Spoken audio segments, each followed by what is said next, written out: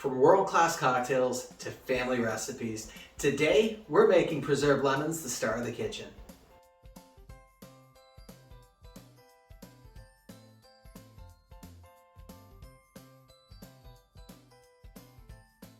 The first time I ever saw preserved lemons, it wasn't in the kitchen, it was behind the bar at an Irish pub. My friend Cassandra was training for Diageo World Class, one of the most notorious bartending contests in the entire world. 6,000 people are chosen from everybody on the planet every year that bartend to be part of this contest. I did it in 2019 and I only made it to level 1, which was the top 100 in America, which is a huge accomplishment in and of itself. Cassandra, on the other hand, she made it so much further than I did. She is an amazing bartender and she was preparing for this contest by trying new flavors and really trying to integrate things differently. So when she brought in some lemons and a handful of salt, I had to ask a question: what are you doing with this? Well, what she said she was doing was that she was going to be making a Moroccan style preserved lemon and to use that in a cocktail. I thought, this is crazy, until I tried it. Cassandra was so much more than just a friend. She was also something of a mentor to me, and she pushed everyone around her to be more creative with what they were trying to do with their cocktail. And that moment changed the way that I thought about flavor forever. That spark stuck with me, and it followed me out of the pub and into my very own kitchen at home. Cassandra inspired me to chase creativity. These days, I'm not behind the bar anymore. I'm in my kitchen learning old school preservation skills, so that way when I do buy my own land and I start gardening there, it'll feel like second nature to me. And so my kid grows up with these skills as well. And that's what my pioneering life is about. It's about taking old traditions and making them part of your family life. Do you practice any skills now for the future? Drop them in the comments, I'd love to hear about it. But before we get to the recipes, there's one big problem about how most of us use lemons. Most of us just use the juice out of this and then toss the peel out. And that is really wasteful. But preserved lemons change that. And this isn't some trendy new trick. Cooks in Morocco have been using this technique since at least the 10th century. Families, traders, and travelers, they all relied on this as a shelf-stable burst of brightness. So if you're wondering how to actually make these preserved lemons at home, it's easier than you think. Never in my life have I been so thrilled that I don't have any cuts or microabrasions on my hand, because I just made preserved lemons and that would have been really bad. Start with clean, organic lemons if you can get them. Wash them well, then cut each lemon into quarters, but not all the way through. Leave the bottom part attached so that way it opens up like a flower. Pack each lemon generously with coarse kosher salt, then press it down into a clean jar. Layer more salt between each lemon. Add a few squeezes of lemon juice to help cover them.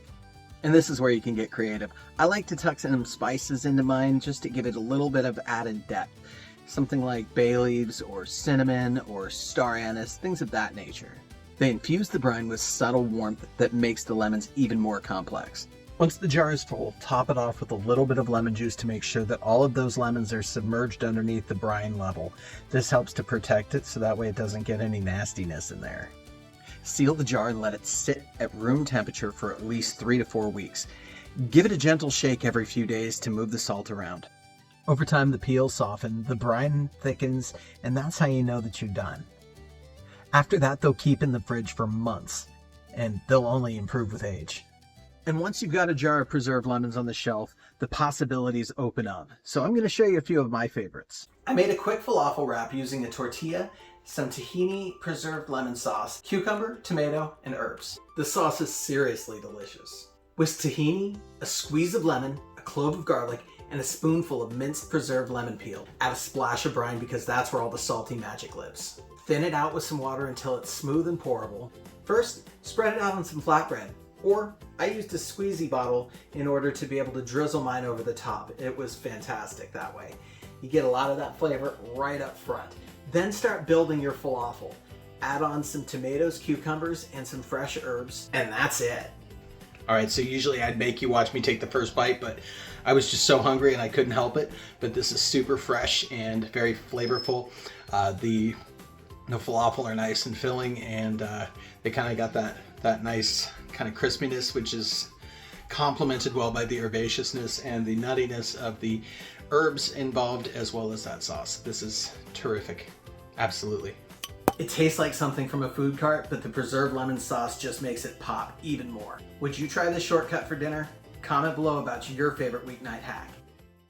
And since Cassandra first introduced me to preserved lemons in a cocktail, let's take it back to my old school roots and put them in a drink. This one works beautifully with a non-alcoholic spirit, or if you're looking for something a little bit more traditional, you can hit that with a little bit of tequila. I think that the balance between that and the saltiness and the brine will really kind of make things really a lot of fun. And kind of like a lemon margarita, but with a little bit of preservation, which I kind of dig. Or you can keep it simple and not add the non-alcoholic gin or the tequila and keep it family friendly. That way everybody can enjoy it. So here's my twist. I used preserved lemons, date syrup, a little bit of non-alcoholic gin, some rosemary, and a splash of lemon juice, and then topped it up with some soda water just to give it a little fizz and integrate all those flavors nicely.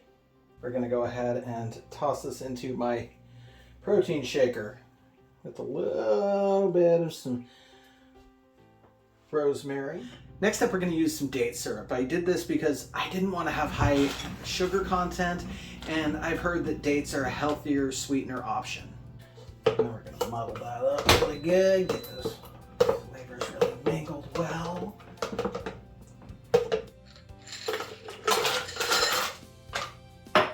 So we've used the non-alcoholic gin. This is DHOS's Gin Free.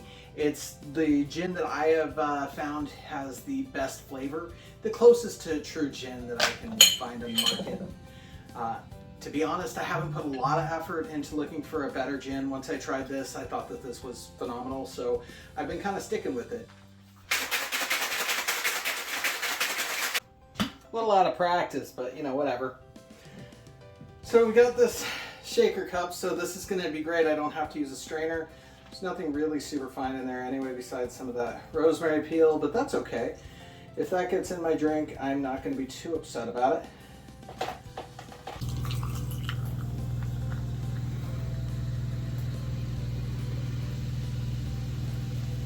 Now here's the trick when dealing with herbs when you're making a cocktail.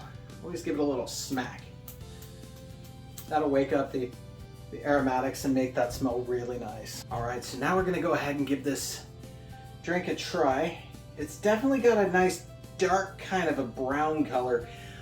There's hints of amber and hints of maybe some gold, but it's got a really nice pretty head on it from that soda water. Let's just sparkle that up a little bit more so you can get a good view of that.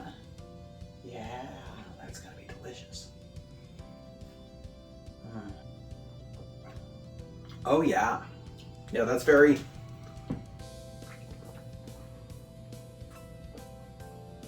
You can taste the date. That sweet flavor is just really nicely on point. The gin is a little bit muted, I'll be honest. There's not a whole lot of that flavor in here, but I only used an ounce. The bubbles lift the citrus, the date syrup smooths some of those rougher edges, and the rosemary gives it a nice herbal kick. It's salty, sweet, bright, and refreshing. Basically, sunshine in a glass. Now, I stopped drinking about 6 years ago when I stopped bartending. This was a huge change to my life, but I felt that if I wasn't going to be out in the bars working, I didn't need to be out in the bars drinking. And so I've started to discover some alternative flavors, non-alcoholic beers, non-alcoholic wine, which is really wonderful. They de-alcoholize that, which is basically a process where they extract the alcohol with a vacuum still, leaving behind all of the wonderful flavor of that wine. And so I'm a big fan of that. And this, I'm not disappointed by this at all. This is a delicious beverage.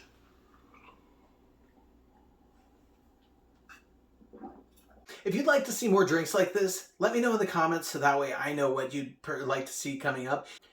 And if you're still watching now, subscribing means that you're not going to miss the next recipe. That's the quick and sparkling side of preserved lemons, but now let's slow it down. Moroccan chicken tagine with green olives and preserved lemon. This one takes a little time, but it's totally worth the effort. Start by browning the chicken pieces in olive oil. Pull them out, soften onions until golden, stir in garlic, cumin, coriander, paprika, and turmeric. I used a little bit of smoked paprika just for a little extra flavor.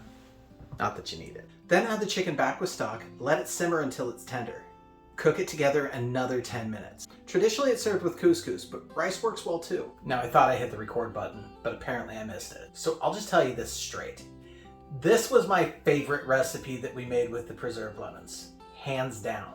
The chicken was tender, the sauce was savory and rich, and the preserved lemons brightened every single bite. I could have eaten the whole pot by myself. Would you try something old school like this, or stick with the quick hacks?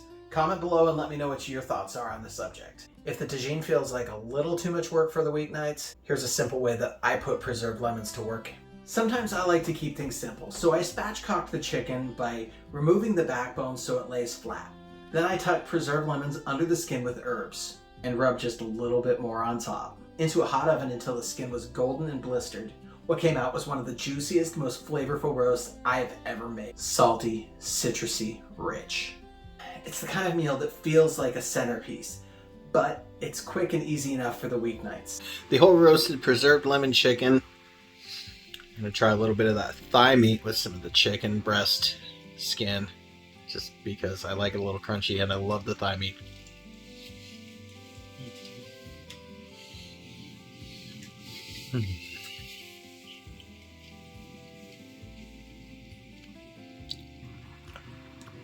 Man, I'm talking that is action-packed with layers and layers of flavor.